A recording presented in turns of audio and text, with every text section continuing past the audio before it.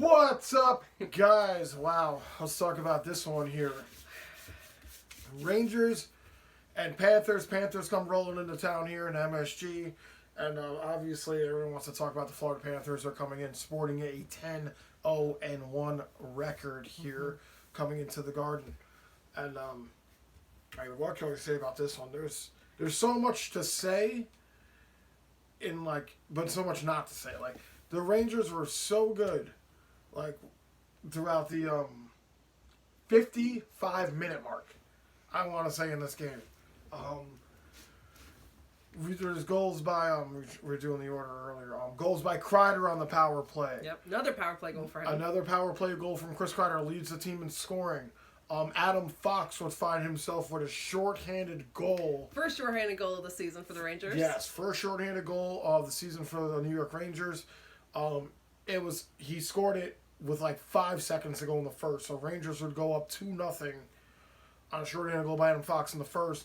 We would bleed into the second here. Rangers still shorthanded, kill it off. Something would happen with Capo,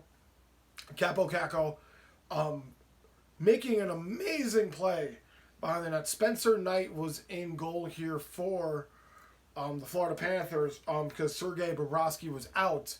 But Spencer Knight was sporting a 4-0-1 record coming into this. He had the only loss here for the Panthers, and it was in overtime. So it's not like he was some kind of pushover or anything. Right. Rookie goaltender here for the Panthers. Which was a scary situation. Right. So Capo comes in the second behind the net. He was almost on kind of a breakaway situation, and Spencer Knight had committed to the right side.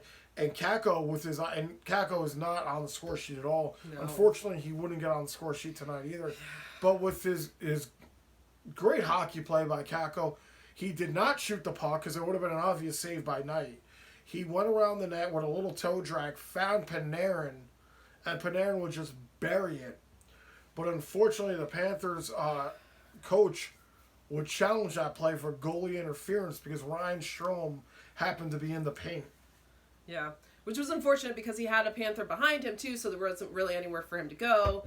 And it was too bad because it was so exciting to finally have Capo get 1 point, Off of an amazing play, too.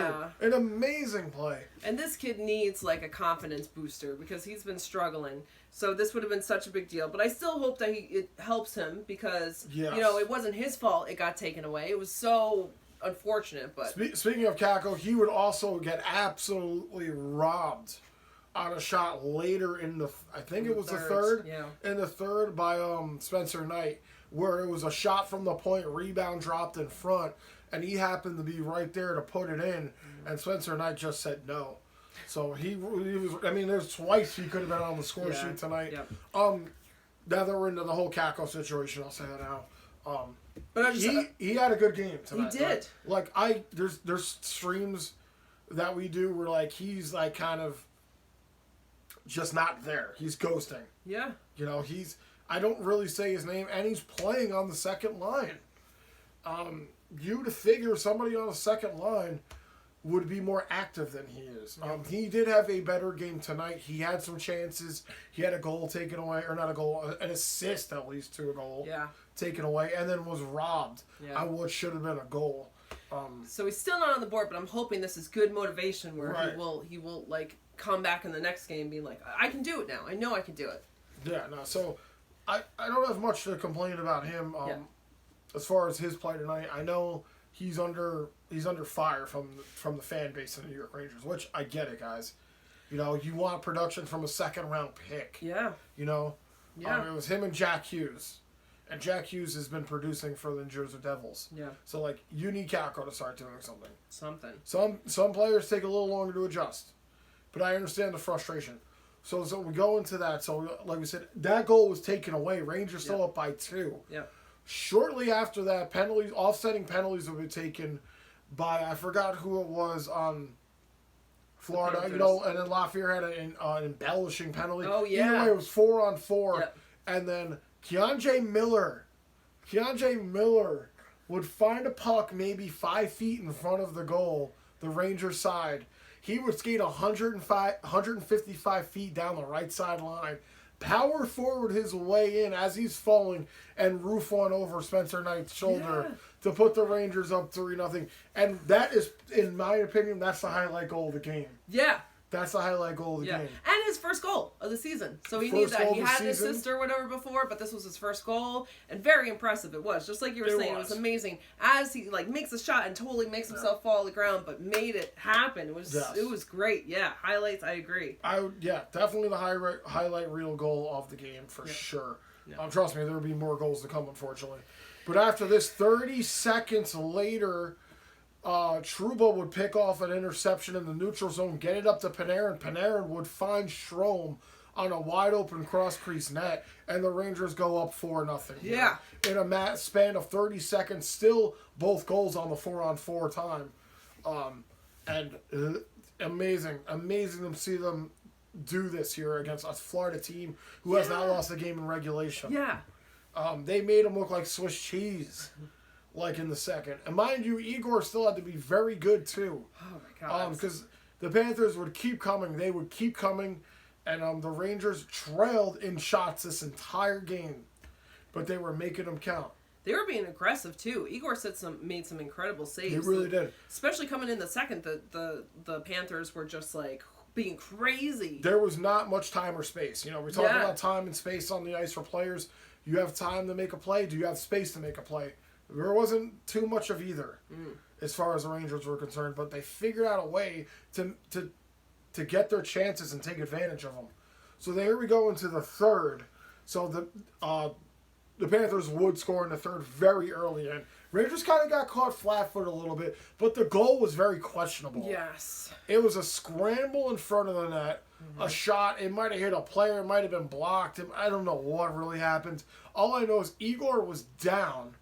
And Hornquist had the stick on Igor's legs. And somebody would find the rebound if this was happening and put it in. I mean, Igor was on his back, like starfish style. Yeah. Hornquist with the stick on. I don't know who even scored the goal. Because we were so focused on Hornquist? Hornquist and what was happening. And even with the headset on, I couldn't hear who scored the goal. So, regardless, it was a goal that I thought would have immediately been challenged by the coaching staff by the New York Rangers. Yeah. I don't know why they didn't. I know, especially when the other one was challenged, that the Rangers almost had from. So it was very, very clear. And I know that you said maybe the only reason is because they don't want to possibly give up a power play thing, and they don't want to If you miss the challenge, give up a time. You've pretty much wasted time, and you're shorthanded. But and they did have a 4-0 lead. Yeah, but still very obvious though. It ended up not mattering, but I was thinking that could have taken Igor out of a shutout game.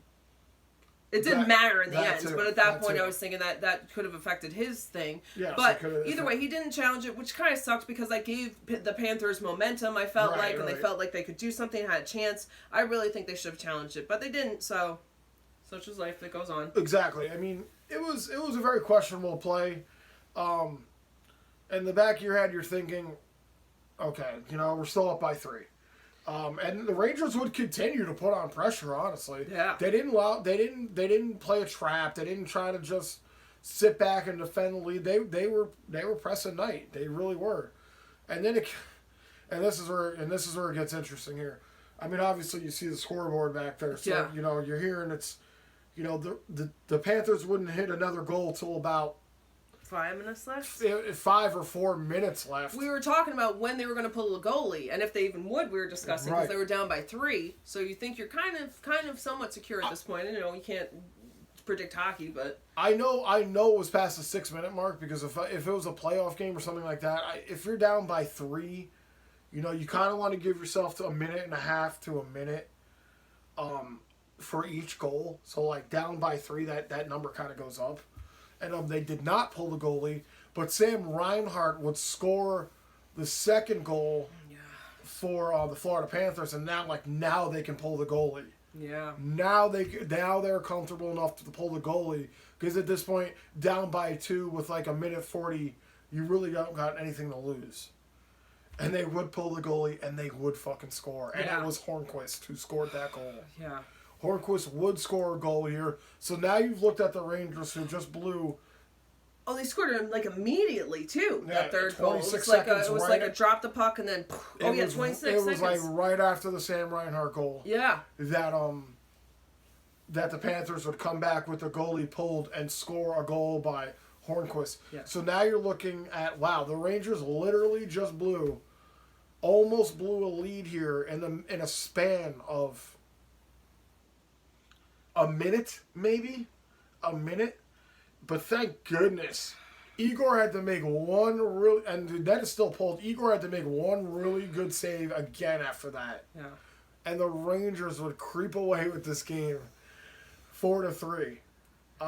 It was very scary. It was really scary. Just like watching the clock tick down. Please. And especially after what we've seen the Rangers do, prior on this road trip. They're back home tonight. God. But on the road trip, 2 overtime losses with games they should have won. Yeah. The Oilers was probably the most gut-wrenching one. This one would have been right up there with that. And then you have the Vancouver one where it was just bad. It didn't even make it to overtime, yeah. No, it did make it to overtime. Oh, wait, sorry. What was the last game? The Oilers one where one. It did make it to overtime. So both games made it to overtime. Oh. But this was going right down that same road. Yeah. And fortunately, the Rangers got away with this one. Some things need to be addressed with them. They need to learn how to close out games, man. They really do. They struggled here in the last 5 minutes. Igor made 42 saves, which is great. Igor is now 8-0-0. Wow. On 40-plus save games. He's never lost a game where he had to make 40 or more saves, ever, in his short career, which is insane. So it's like, just give him more shots, I guess. Just give him more shots. Oh, I guess. Because I guess the losses that he has, obviously they're under 40 shots. Yeah. He's amazing. I mean, he was a big reason why the Rangers won this game. He stood on his head. Yeah. The first 2 periods, he was peppered. He really was. But the Rangers, again, find a way to win a game, and it's because of him. Yeah. He's definitely showing Lundqvistness through him by standing on his head and winning games against teams where maybe you shouldn't win those games. Yeah. Amazing to see the Rangers do so well. But it came down to a 55-minute, 57-minute game, whatever, as opposed to a 60-minute game. So it's getting closer. At least it wasn't a 40-minute game. But, man, how devastating that would have been. And it was very close being a loss. Even if it would have went to overtime, I would have been so mad because it's a game that shouldn't have went that far. Well, I wanted to get rid of that 0 on the Panthers. I wanted to get them. We did. The Rangers now they are did 10-1-1. No other team has beaten this team in regulation, and they are on fire. And the Rangers got it done. The Rangers shut them down, and I love that. I did not want it to be 10-0-2. Now it's 10-1-1. We got rid of that 0. I mean, they are arguably probably the best team in the league, maybe second best, next to the Oilers. Can I never say that? Because the Orioles, we do baseball and hockey. It's Orioles and Oilers. So, second best team in the league. Only team, I think, in the league that didn't have a regulation loss until tonight. Until the Rangers. And the Rangers come in with it. It was a gutsy performance. I mean, I think that's going to be the gist of the season for the New York Rangers. Is they're just going to put on gutsy performances, and it's really going to come down to key situations or key players on key plays. Yeah. And Igor, again, continues to stand tall. Yeah.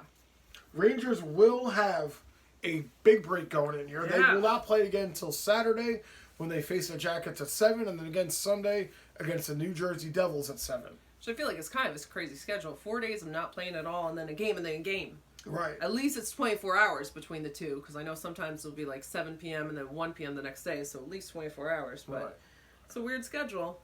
I mean, I'm just glad the Rangers got the win here. Yeah.